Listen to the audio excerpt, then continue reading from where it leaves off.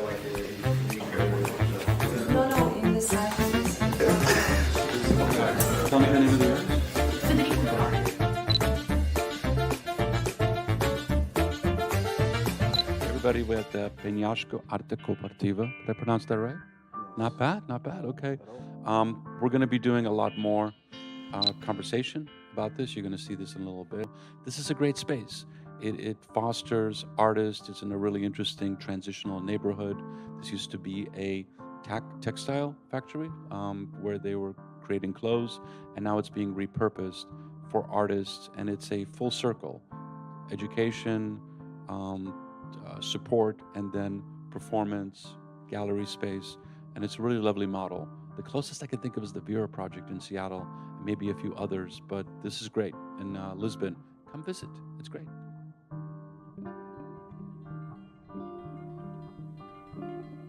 Hi, everybody. I'm Derek Mazzoni. This is Sama. We are in Lisbon, and I wanted to spend some time to talk about this amazing venue and the history where we did a lot of our in studios today for Sama. We had some great artists, and we were super grateful to find this place. This is the PENHA SCO Arte Cooperativa. It's an art cooperative, and I'm here with Julia. I'm here with Uch, and I'm here with George, who play a significant role in this place, in its founding and its intention, and the service that it offers this particular community. This was a workers' neighborhood, and now it is obviously being gentrified. Lisbon is a huge destination for all people from all over the world as part of the EU. So it's going through some interesting transitions, and this whole area was a textile factory. They were making clothes here. It went bankrupt in the 90s, sometime in the 90s, and I guess there was nothing here. It was just an empty space. It was used mainly for storage, Okay. the building storage. The neighbors used to put things here that they didn't have space for. Space at for, home. okay. And yeah, mainly And that's. and now we're going to find out more about the space. So thank you for being here. First of all, thank you for allowing us to film all of these amazing artists from different parts of the world, but more importantly, artists from Lisbon, from Portugal, who represent the changing face and the changing culture of this country and its history. So tell me a little bit about this neighborhood. Where are we? What's going on here? Where we Anybody are go. in Anybody go. Penha de França. It was a work place where the poor lived in Lisbon.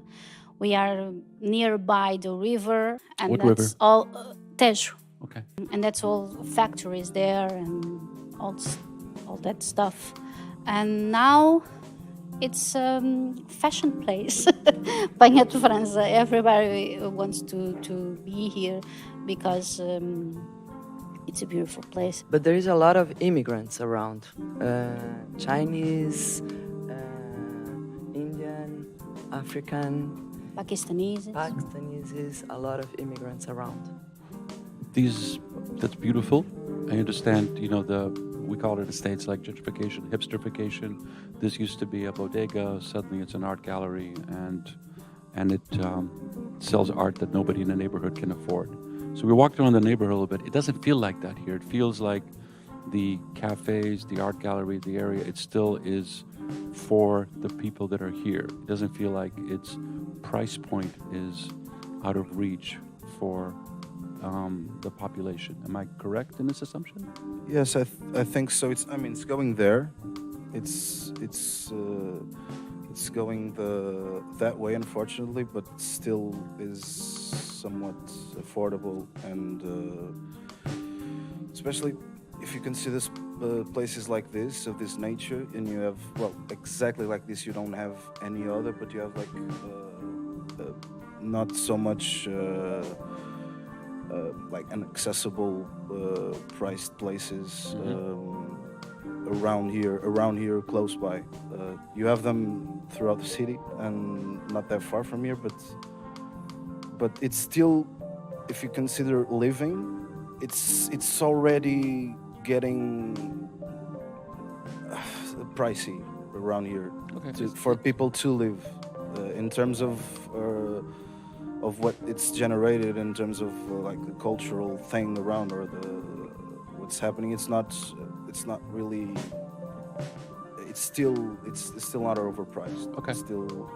It's still accessible. Yeah, it's still accessible. So Yeah, but in Portugal, there are people that in one bedroom house, and there are like 12 people. okay, so it's in transition. Yeah. Inevitably. So we're catching at a really intriguing time, but this place isn't exactly a gallery. You called it a platform. And that platform is an opportunity for what exactly? Is it to create, to educate, both?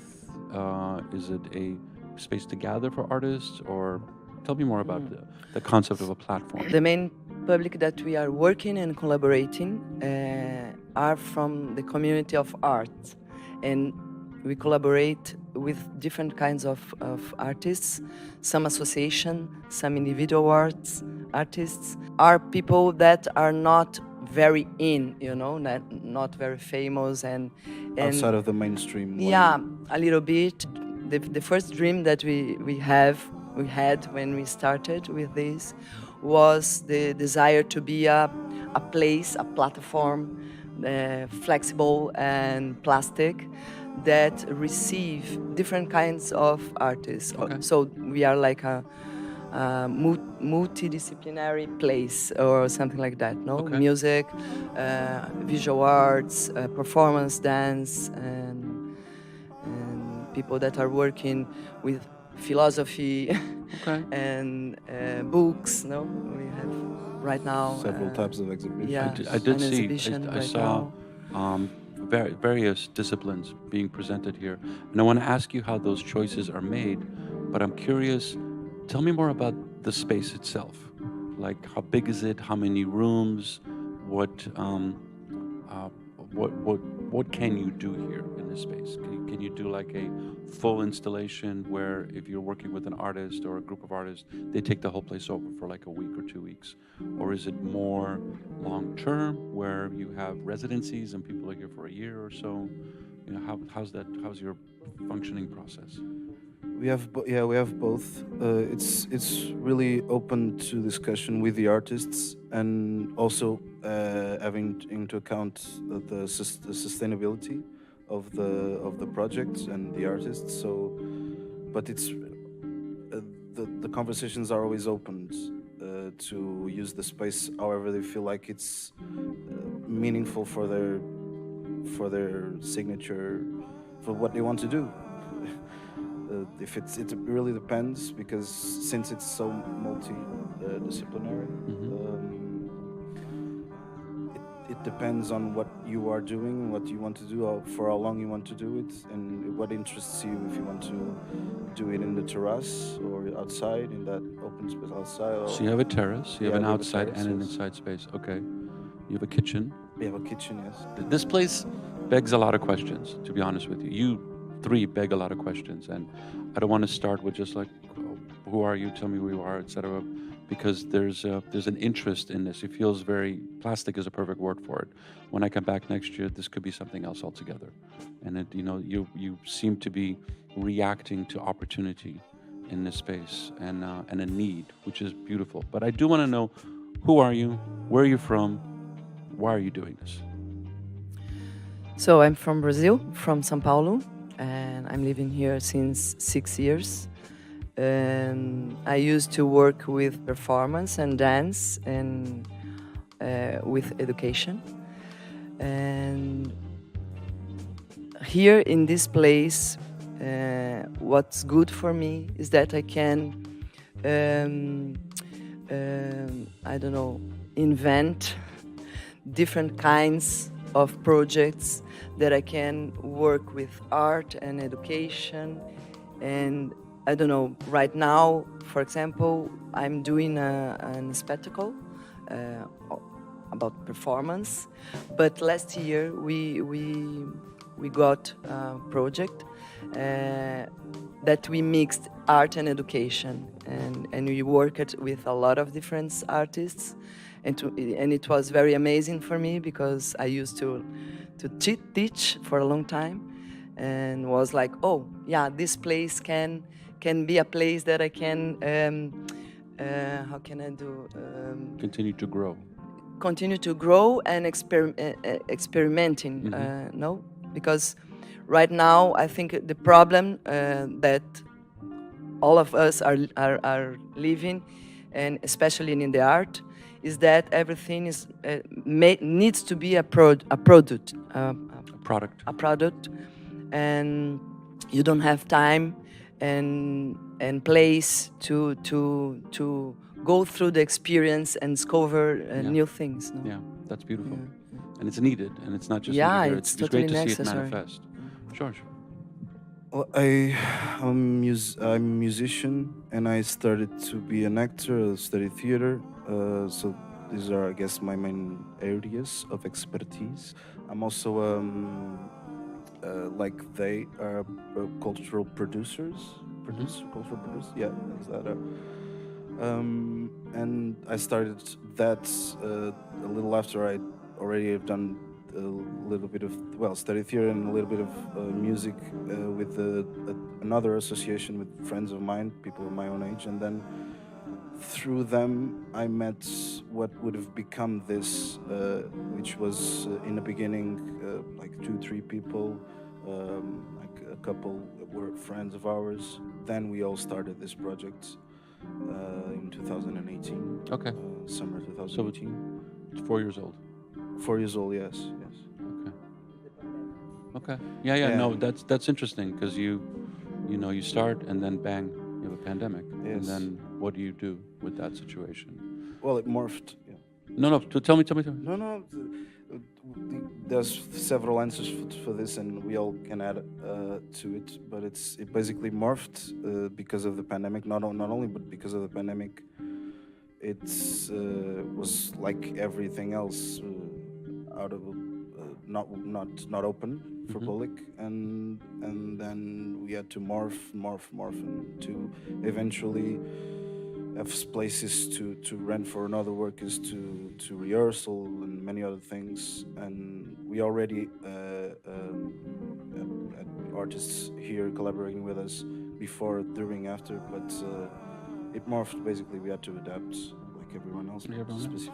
Yeah, but in this situation, we started with this project that I told you, because we had time to do that and think about with art and education. So it was a mission for us, and with this, nothing events anymore, and so now we can do what we want to do with time and we still work it, but more inside. So I'm Ruth, and I'm from Portugal. I'm the newest girl in Penhasco. Welcome. Thank you. I was looking for a place to sew, because I sew. I work with artists like Federico Draw, Helio. They paint the fabric, and I'll do the clothes. And I'm also a theater director. And when I arrive here, I just feel so good energy. I like to be here, and eventually I was invited to be part of Penhasco. Were you an artist that you were like commissioned? Is that the translation that works here? Like when you choose an artist, and did you then become a member? Yeah. You instead of you had a stake in the space right now. You were. It wasn't transitory. It was a moment. They make me feel very welcome here when I arrive, and that's when I talk with other actors, because I'm a theater director. I know a lot of actors, and I talk about Penhasco. Some tell me, I know Penhasco. It's very good energy. feel very welcome. And I think this place is that. Penhasco made the people feel welcome here. That's perfect. How do you choose artists? Is there like an open call and artists present ideas, and then do you as a cooperative come together and come to a consensus that these are the artists we choose? Or do you go out and find artists and ask them to present? When we started to do programs and curator, we thought something very important for us that was we can do that, but we want co-curators. No, this information is so important for all the function of the work of this place. So I think people come. Normally, people come looking for a place or looking for collaboration, and we evaluate if we can acolher, we can receive this project, and for how long, and in which way, and so we don't. We are not totally open of everybody. No, we try to how can I say that? We try to keep the differences in this place. So this is important for us. Not all the artists are from visual arts or not. No, and this it's a baliza for us. But normally people come with a desire or a project, and we evaluate together. Okay. Between us and them. How did they find you? Normally, or in the beginning, by Word of mouth? Yeah. Okay. And people that told, and someone that Penhasco is a good place for you. You can talk with them, and okay. But we have a website. Yeah, we have a website. Yeah. And that's you can reach us in our website. What's the website? Penhasco, www.penhasco.online. .online. Okay. Sorry, I'm the newest one. Okay, and you're on social media, obviously, TikTok, Instagram, Facebook, etc., and people can find you that way. Final question is, Lisbon is becoming known for its art, obviously. How do you fit into that ecosystem, that environment? Like, where do you have? Are there other organizations, cooperatives like you? Are you part of a movement? Is this kind of a unique thing, the way you're approaching it? If you were to describe you to, somebody wants to do an art tour of Lisbon and they want to explore galleries and spaces, how would you fit into that conversation? There are other places. Everyone is unique, which is kind of the characteristic of this type of places. Mm-hmm. Actually, there are close by a few. Okay. For example, like there's a place nearby which is more theater and music oriented. Mm-hmm. Got it. And we are in that point more open, more diverse, because we have, of course, everything has to have into consideration not only the sustainability, but what we can do in such time or in such period of time. Yeah. But like our human elements, and English is becoming second language to me, but I'll reach what I wanted to say in a second. Yeah, it's a very diverse environment, and close by you have other examples. Not only close by, fortunately you have another examples of this, although clearly it's not the mainstream way, so it's like a struggle for money here and there, or how to stay active and still manage to have enough to even to insert in future projects and future artists, because one of the ideas of the artists that come here is that they have a place to work and later on hopefully exhibit their work. Yeah. It's like the full sort Yeah. of full package. It's a I can totally see how that process would work with all this stuff, because you have an opportunity to actually foster, if that translates well, help them grow, and here's a platform for them to show their work, and you are part of that conversation from beginning to middle to end. And I see a great opportunity for growth in this space. Not in a growth as in like you're going to be rich, because this isn't the business that you're in, but growth is in like more art, more you plant a garden, like we Yeah. were talking Like about human upstairs. growth. Yeah. Yeah, and it's an interesting time in Lisbon for this kind of work to happen, because you have such a, you have so many different populations here. Obviously, the immigrant population that's here, the colonial population, the historic population, and this is this country it has a history, and it has a present. Obviously, I sound like a cliche. I'm sorry, but I'm curious to see what this place will be like in 5 years, 10 years, having all of that as its building block. It will be the best place in Lisbon, There we go. I'm sure. Boom. PENHA SCO Arte Cooperativa. This has been awesome. Thank you so much, Julia. Thank you, George. Thank you, Bruce.